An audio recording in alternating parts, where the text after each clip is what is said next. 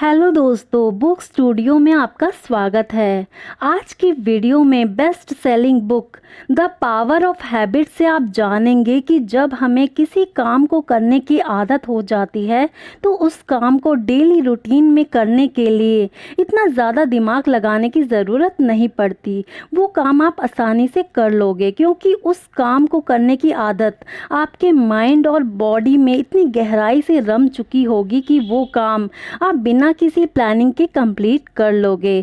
आदतें ही आपकी असली पहचान होती हैं।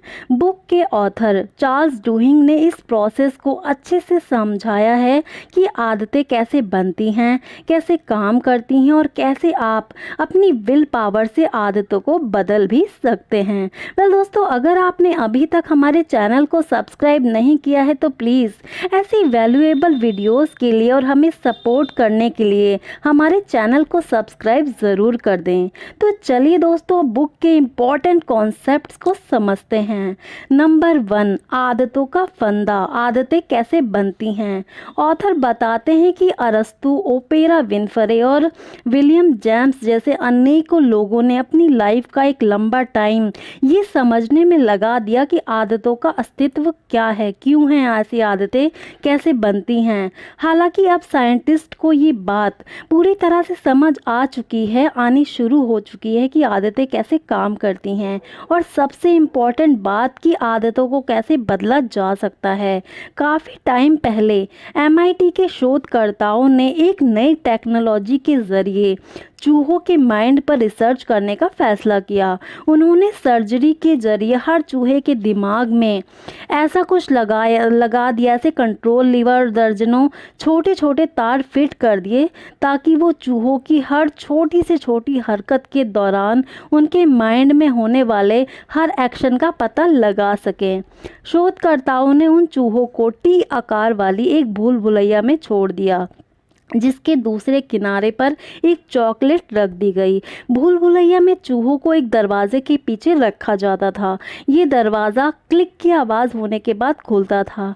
शुरू में दरवाज़ा खुलने पर चूहे भूल भुलैया के बीच के गलियारे में कोनों को सूंघते थे और दीवारों को खरोचते हुए धीरे धीरे आगे बढ़ते थे। T साइज़ वाली इस भूल भुलैया के ऊपरी किनारे तक पहुँचने के लिए चूहे अक्सर चॉकलेट की विपरीत दिशा यानी कि दाएं ओर जाकर फिर बाएं ओर जाया करते थे। ऐसा करते टाइम चूहे अक्सर बिना किसी रीज़न के ही अचानक कुछ सेकंड्स के लिए रुक जाते थे, लेकिन आखिर में लगभग सभी चूहे अपने इनाम यानी उस चॉकलेट तक पहुंच जाते थे। साइंटिस्ट इस प्रयोग को बार बार रिपीट कर रहे थे, जिसके बाद ये पता चला कि हर बार भूल भुलैया से गुजरते समय चूहों की दिमागी सेंसेशन में बदलाव भी आने लगा। धीरे धीरे एक ऐसा बड़ा चेंज आया कि साइंटिस्ट भी हैरान रह गए।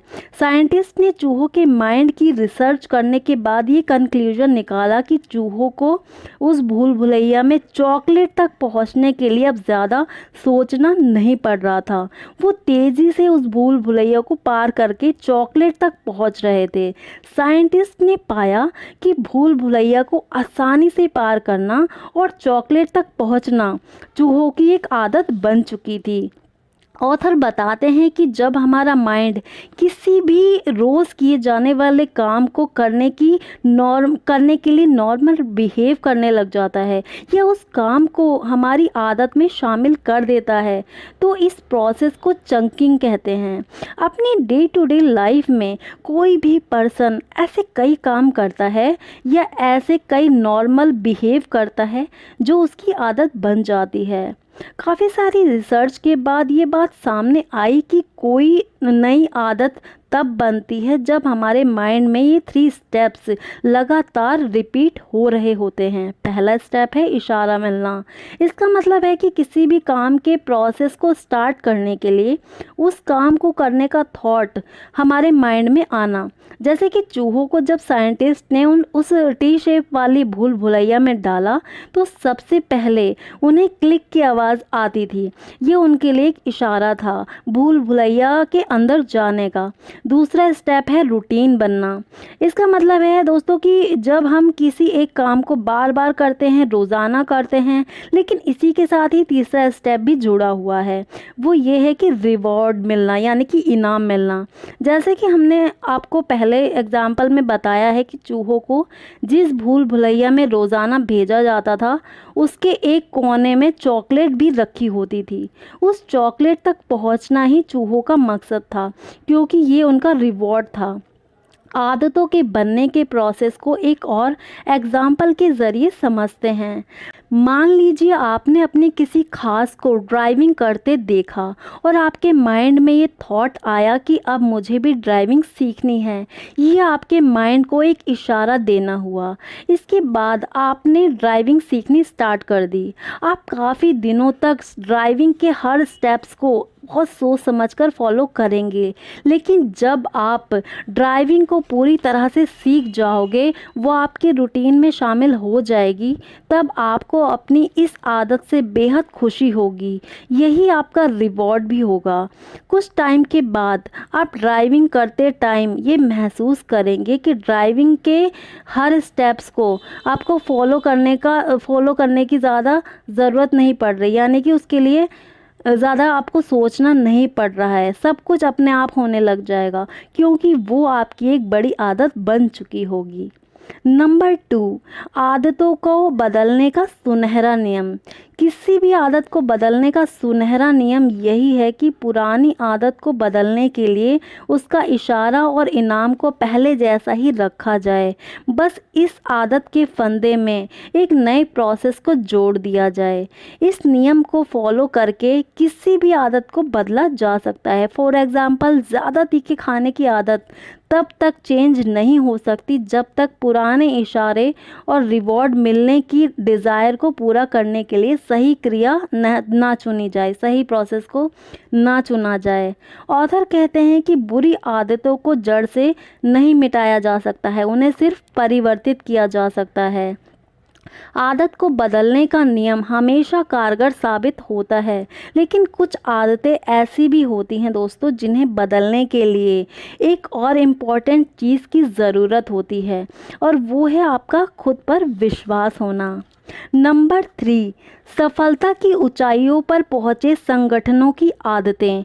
दूसरे विश्व युद्ध की समाप्ति के बाद कांग्रेस ने ये एक योजना के मुताबिक एक सरकारी हॉस्पिटल बनाने का डिसीजन लिया था।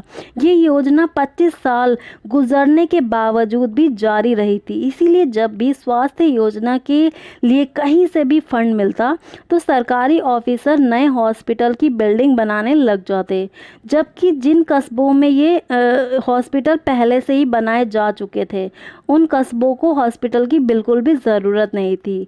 वहाँ के लोगों को नए हॉस्पिटल नहीं चाहिए थे, लेकिन फिर भी इस पर किसी का ध्यान ही नहीं जाता था। वे तो बस एक नई बिल्डिंग बनाना चाहते थे, जिसके बारे में बात करके पॉलिटिशियन अपना वोट बैंक बढ़ा सकें। ये सब उन्होंने इसलिए किया था। शोधकर्ताओं ने जिन कंपनियों या संगठनों का अध्ययन किया है, वहाँ उन्हें संगठनात्मक आदतें नजर आईं। संगठनात्मक आदतों के अध्ययन में पूरा जीवन लगाने वाले जेफरी हॉग्सन लिखते हैं कि आदतें तो लोगों में होती हैं। किसी भी संगठन में एक रूटीन होता है। किसी भी कंपनी का रूटीन ही उसकी संगठनात्मक आदत होती है। वेल दोस्तों, इसी के साथ ये बुक समरी कंप्लीट होती है। आई होप आपको इस वीडियो से आदतों की पावर के बारे में अच्छे से मालूम हो गया होगा। दोस्तों, अगर आपको हमारी ये वीडियो पसंद आई हो तो प्लीज़ लाइक, शेयर और सब्सक्राइब ज़रूर कर दें। वाकई में हमारी आदतें ही हमारी लाइफ को बनाती हैं, ये बात ज़रूर याद रखिएगा। So take care yourself. Thanks for watching.